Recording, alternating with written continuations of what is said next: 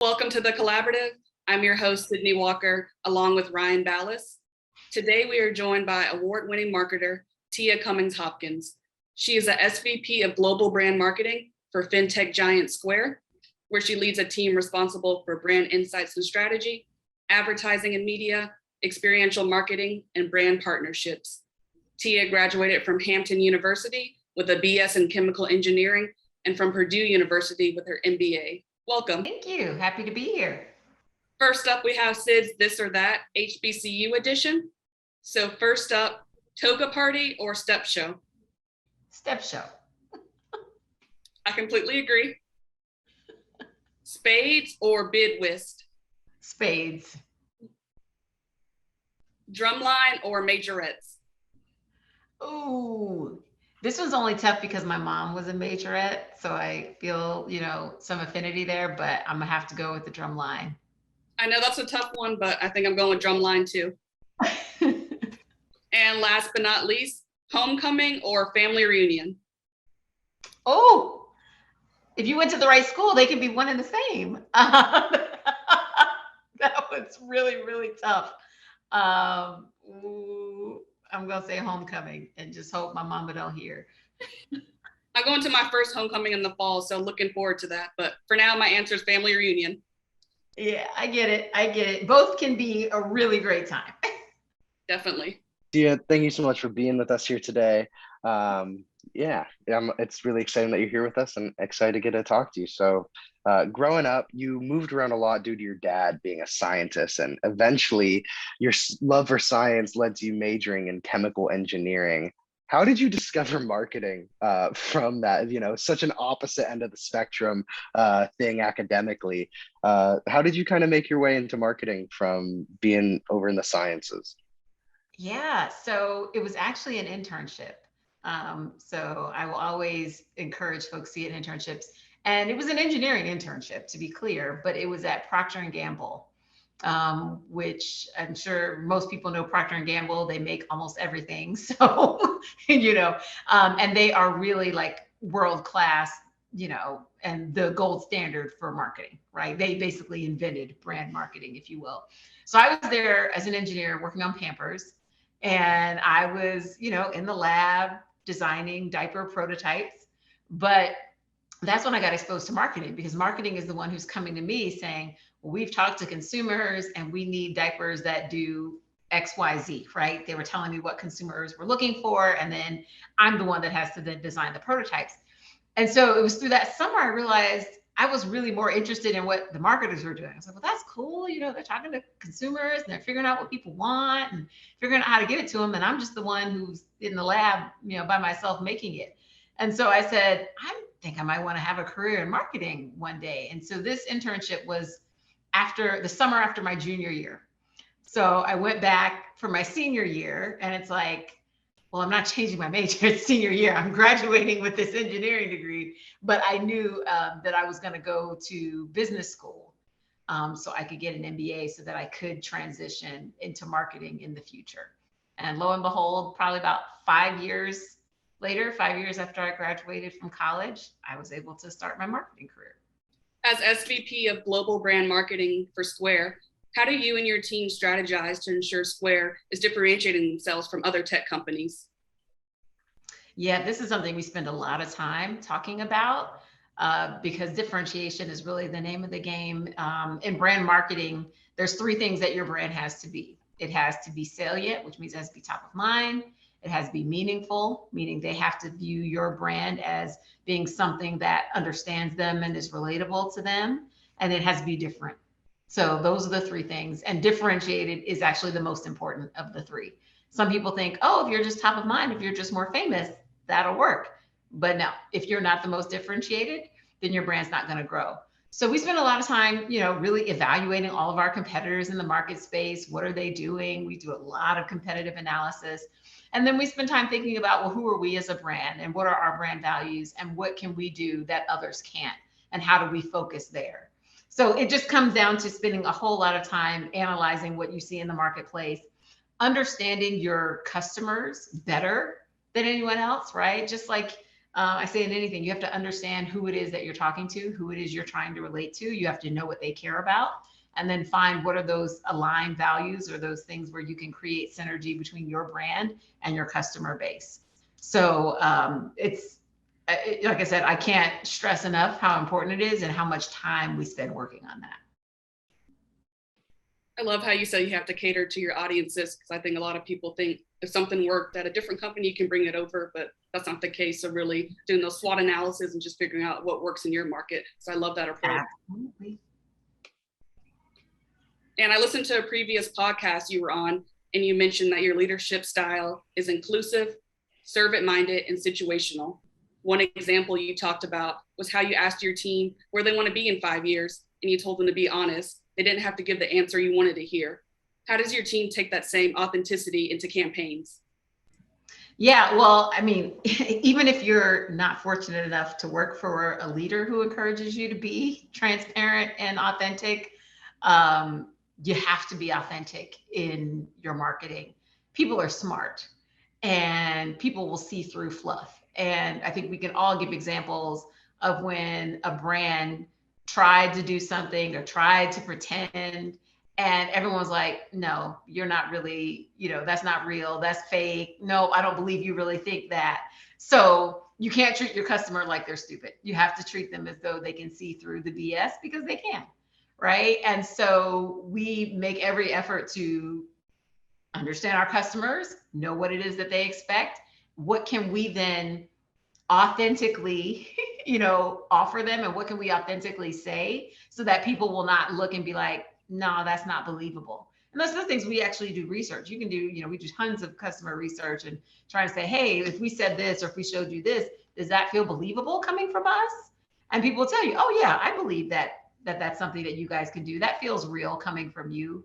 Or people say, no, that's not something that you can really deliver on. I don't believe that that's from you. I believe someone else can say that, but I don't believe you can. So again, it's just, we have to be authentic at everything we do. I think it helps if you are authentic yourself. And that's why I encourage, everyone whom I work with to be, straight. My team loves it. They always say, Tia, you keep it 100 all the time. It's like, yes, I do. Because I think we all benefit from that. And I expect then the same transparency back. I completely agree. And one thing I remember you saying, people are like, oh, I want to be the CEO of Square at some point. It's like, you don't have to say that. I don't even want to be that. So just tell me what you want to do. Whether it's be an entrepreneur, get your business up and running, just be transparent. Be transparent. And I tell people that because, especially nowadays, like, you can't expect that people are going to stay in a certain job or even with a certain company for long periods of time. And I tell them, I was like, look at my career, right? I bounced around every couple of years. So don't sit here and tell me like, oh, in 5 years, Tia, I want to still be working for you and doing this. Tell me what you really want. Because then if you tell me, you know what, Tia, 3 years from now, I actually want to be running my own business. Or 3 years from now, I want to have so-and-so's job. Great. By you telling me that means now I can develop your work plan to give you projects and assignments that are going to give you the skills you need to go be that entrepreneur and run your own business, or give you the skills you need to go get so-and-so's job. And that's what I see my role is as a leader, right? Is to help you get to where you want to be. My job as a leader isn't to make you just be good at this particular job. I'm going to help you do that, but it's to help you get where you want to be in the future. Speaking of being a leader, and we were talking about authenticity and how crucial that is, not only to you as a person and on an individual scale, but as a brand, you're in a position to do a lot of hiring and negotiating, whether it's, for an open role or a look or a feel of a campaign.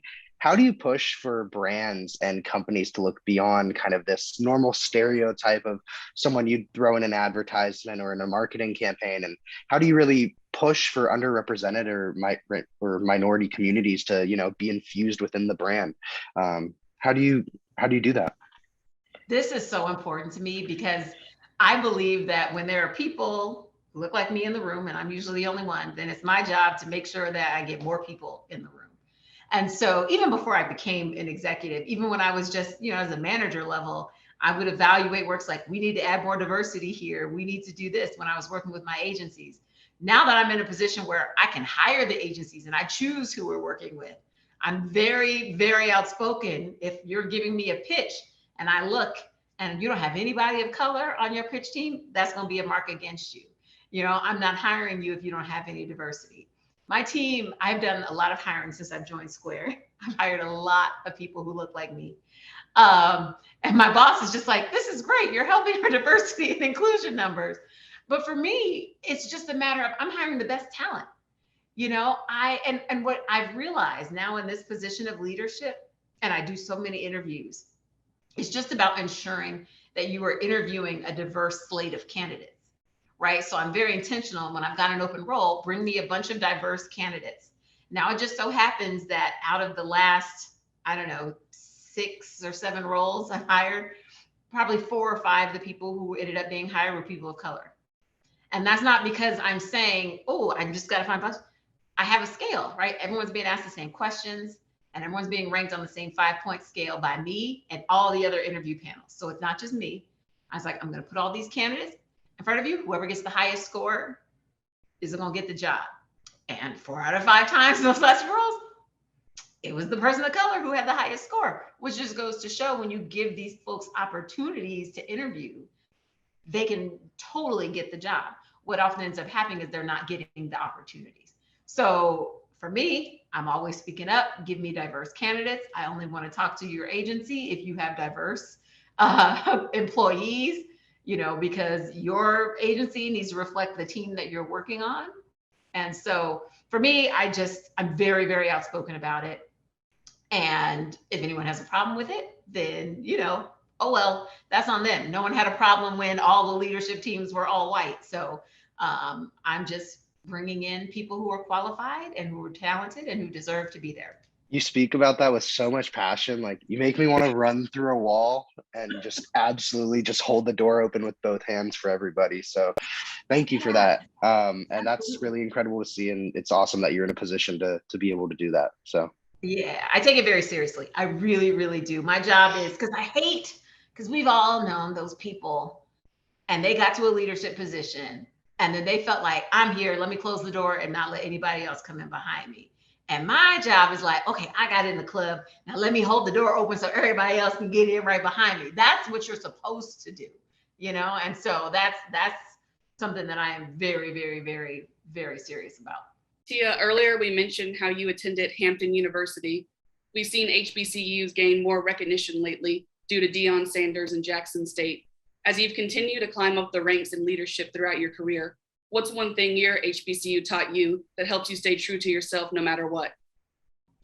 Yeah, I'm such a fan of HBCUs, and shout out to my parents for making me go to HBCUs because I got into other schools and I was going to go to a big PWI, but my parents like, nope, you're going to this HBCU, and I'm so glad.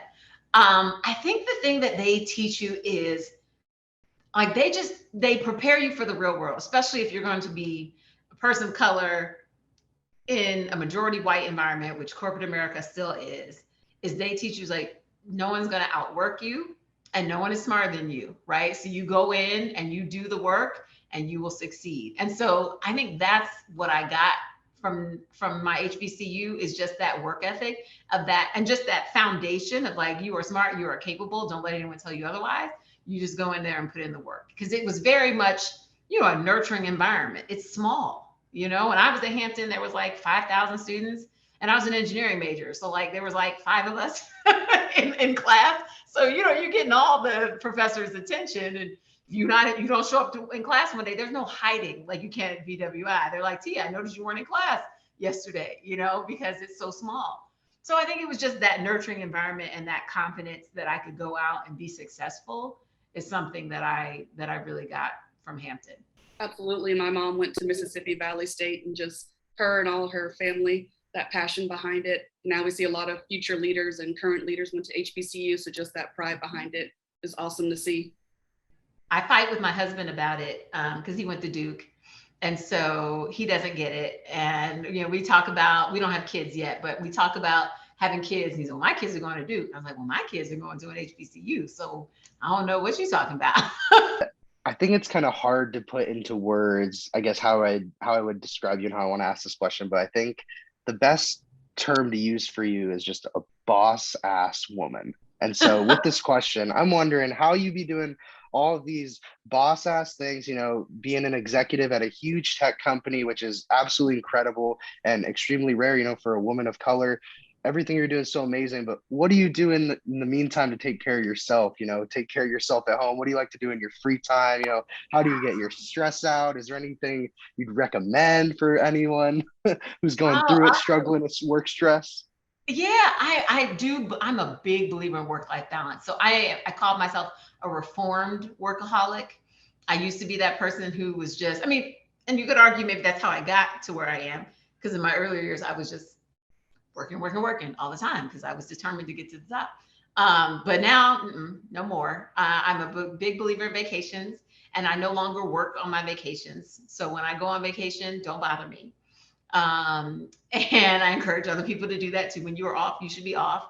And then, like in the evening, so I just got married last year. And so I'm like getting used to having, you know, someone around all the time who wants to hang out. So like we were very much like, all right, what are we binge watching tonight? Or he'll go down YouTube rabbit holes. I'll go down them with him. I'm very big into Marvel fandom and cosplay, which people don't believe. Like, so like I love watching all the Marvel movies, and then we watch all the content, and then I like going to Comic-Con and dress like I do a lot of stuff for fun. I like to read.